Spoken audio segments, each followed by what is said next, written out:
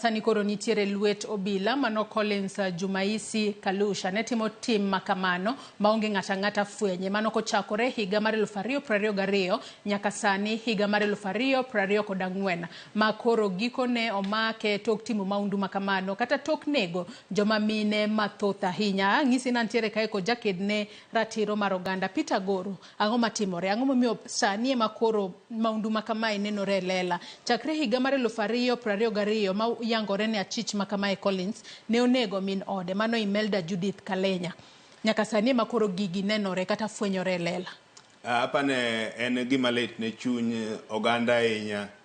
ka iwacho ni gino nobedo katimore higa mar 2022 ro nyaka sani koka gini yangore. To oyangore sama ne wan gi weche mang'eny mane wawacho mar police brutality wawacho ni ati endalo ng'anyo police nonego ji mang'eny ma so far official report wacho ni ati kane ng'iyo report mar IPOA ne gin ji 40 to nitie general feeling ni nitie ji mang'eny manolal kada mana ndalo protest mane dhi mbele ni nitie ndalo mar azimio protest ji ne wacho ne obila nonego dhano mogo galamoro to kiwacho ni gini endi no fwenye mana just 3 days ago to within just a day ng'ano nyiso wane ati osa confess ne nonego ji 42 to en common sense ne okinyal nego ka ng'iyo kada mana nek mosetimore in the past king'iyo kaka mar the likes of Onyancha ne en mar nyithindo king'iyo mar Shakaola ne neno ka it was a network koro ka it's true ne ati gini kaka wawuonde ne wadwa miyo gi benefit of doubt report ma DCI wacho ni ne onyalo bedo ne Collins emonego jogi endi to kanogo report e police station action mane ma obila no kao ne joma no wito joge gi midhi ka police mi wacho ni ng'ato lal to jo Kenya chulo tax to wan gi bodies mobedo mandated gi constitution mar ng'iyo ngima ma dhano kaka chalo wan gi National Intelligence Service wan gi police force monego bene ki report to timo nonro ne to ng'ati olal ifwenye to ne ochako lal kanye to ginono gin tich police oken ng'ine ng'am irito kose negi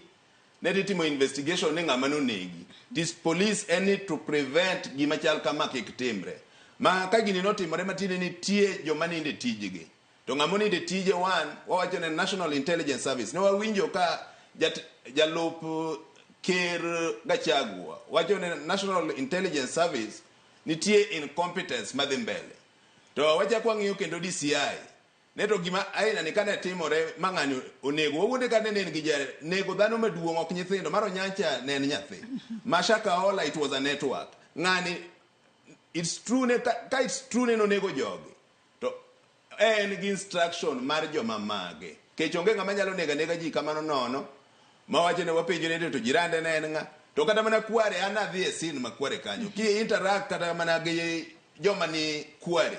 to ng'isi ne kanyo en kar ta kama at any given time ka gineno gimoro kabiro machala ginene gidhi laro mondo ging'e to ma en gima chal nade nikech nitie gik mang'eny be miwito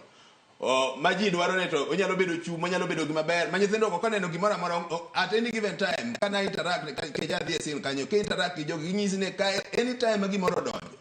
they are very curious to know ne to ang'o madhi mbele koro ok wanyal kawa gik ma DCI nyiso wa ni ne en adieri nyaka nonro matut tem mwang'ene to ng'ani Collins ni kano time kulit be a cover up ne nitie jomoko mane timo gini mopogore gi wach Collins ming'iso wani also kulit be a possibility ne police brutality ma jo Kenya sani wacho ne jo Kenya inego aoyae gi police kata njore be medore e Kenya ka to kata kapok wadhi weche go ma onego bed ni timo nonro matut nyalo bedo ni ng'ato nyalo bedo ni penjore ni koro ng'ama onego bed ni timo nonro matut kopogore kod gigo mwaseneno gi sani nikech ne waneno ka DCI osewuok oko ka giwacho ni ne gikweyo ndalo 21 mar mondo mi gitim nonro kata kamano bang' ndalo achiel kende wanno ka gisemaka chich kata kamano e kind ringre 10 manoseyude kar wito taka makware bure Nairobi ka yangore ni 10 ne gin mago mag joma mine nikech 10 moseyudi kata thoth gi gin mago mag joma mine to kata ng'iyo gigo mano yud godo achich makama kata mano yud e od achich makamae yangore ni ne gin gigo magina mag joma mine kata joma nyiri to achich makama